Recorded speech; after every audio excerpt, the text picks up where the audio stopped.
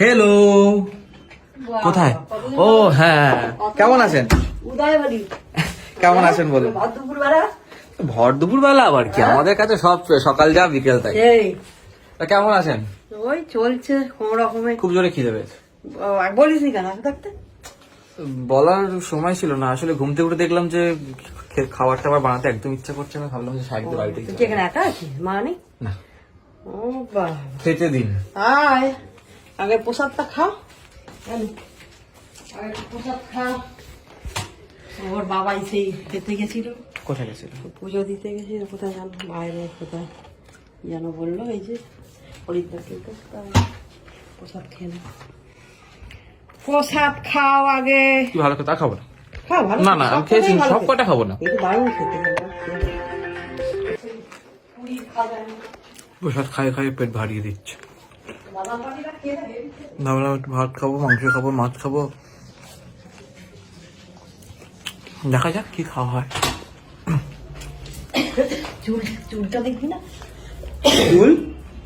চুলের রং করা দেখবি না? ও হ্যাঁ, হ্যাঁ নতুন নতুন লাগছে কি।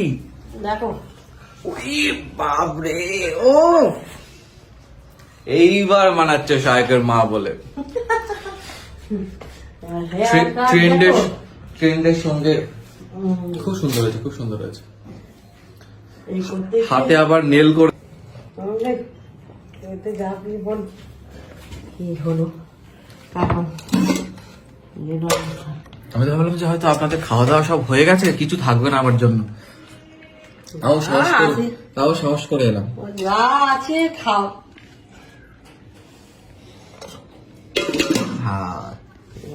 খাও, এটা সুকান্ত ফেভারিট। সুকান্ত একটুখানি লেবু হলেই পুরো ভাত খেয়ে ফেলবে। নিয়ে এসছে সুকান্ত। এটা হচ্ছে মাছের ডিমের বড়া। না না, এটা হচ্ছে কুচো চিংড়ি। চিংড়ি মাছ, কুচো চিংড়ি।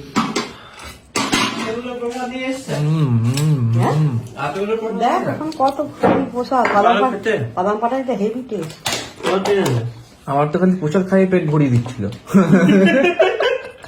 আসলে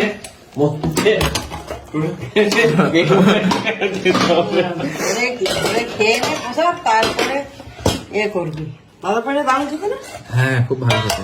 ওহো, আমি ভাবছিলাম যে কিচ্ছু থাকবে না আমার জন্য, তো এটো খাটা খেতে হবে, কারণ দেখছি প্রচুর জিনিস। আর দেরি করে লাভ নেই, চলো খাওয়া দাওয়া শুরু করি। বাহা মনি তারপর দেখছেন গাছ ছড়া দারুণ হচ্ছে, আমার পাট হেভি হচ্ছে। করা যাবে, নিজের পেটটা তো একটু শান্ত হলো, সেটাই সব থেকে বড় জিনিস। তো এলাম যখন, আর ওর সাথে দেখাও হলো না, আর ওর বাড়িতে এসে খাওয়া দাওয়া করলাম, তো ভাবছি যে একটুখানি দেখা করে আসি ওর সাথে, সারপ্রাইজ হবে ছেলেটা। চলো আমি একটুখানি ফ্রেশ হয়নি, মানে হাতটা ধুয়ে নিই, তারপরে যাবো। সো গাইস, ফাইনালি চলেছি শায়েকের এখানে, আর হঠাৎ করে দেখা হয়ে গেল শায়েকের সাথে।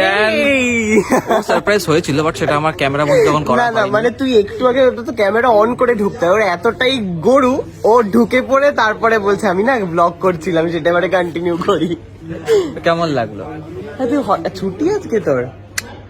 বাহ বাহ ভাই, ছুটি কি করলি সারাদিন? কি করলাম বলতে, খুব জোরে খিদে পাচ্ছে, তাই বাড়িতে রান্না করতে ইচ্ছে করলো না, তাই তোদের বাড়িতে চলে এসেছি।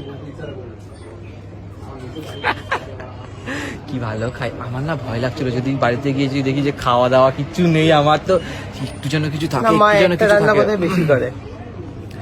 তো ভালো, সেটার জন্য আজকে আমি একটু খেতে পারলাম, অনেকদিন পরে ভাত খেয়েছি, খুব মজা পেয়েছি। ভাবলাম তোদের বাড়িতে এলাম, খেলাম দিলাম, আর তোর সাথে দেখা হবে না, তাই ভাবলাম তুই দেখা করেই আসি।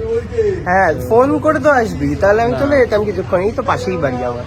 হ্যাঁ 4 মিনিট লাগলো ওদের বাড়ি থেকে হেঁটে হেঁটে চলে আসে এখানে। এটা আমার বাড়ির সব থেকে কাছের স্টুডিও, এখানে আমি জাস্ট মানে হামাগুড়ি দিয়েও চলে আসতে পারি এখানে।